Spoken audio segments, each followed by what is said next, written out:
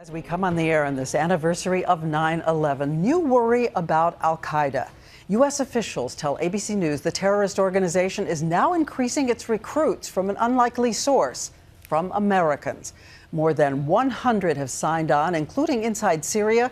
And ABC's chief investigative correspondent Brian Ross is here now to tell us who they are. Brian?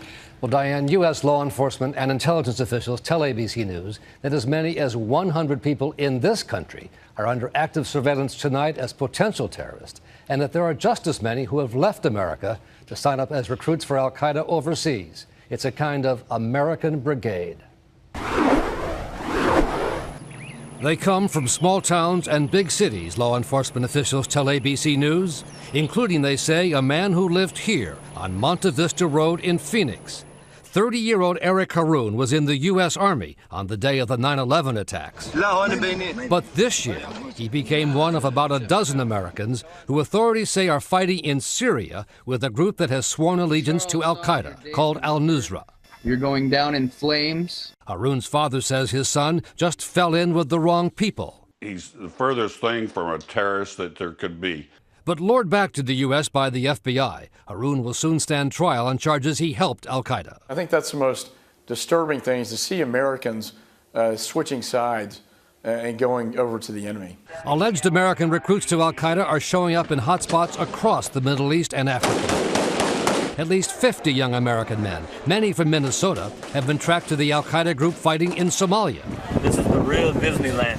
You need to come here and join us. It is a place where a young man from the small town of Daphne, Alabama, became a top commander, Omar Hamami. Our main objective, one of the things that we seek for in this life of ours, is to die as a martyr. Hamami is now one of 5 Americans with huge rewards on their head because of their alleged al-Qaeda leadership positions, along with men from Waukesha, Wisconsin, Brooklyn, New York, Buffalo, New York, and Adam Gadon of Orange County, California. Proceed to destroy. Gadon, who once tore up his U.S. passport on camera, is now in al-Qaeda's leadership in Pakistan, regularly producing videos that urge Americans to buy guns and kill their own. So what are you waiting for? Gadon is the first American since the 1950s to be charged with treason.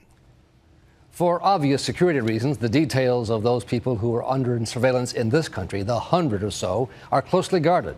Officials say they are cases in which there is not enough evidence to bring criminal charges yet, but more than enough concern to keep a very close eye on, Diane. And again, some of these U.S. citizens fighting with al-Qaeda in Syria. That's exactly right. Okay, thank you so much, Brian.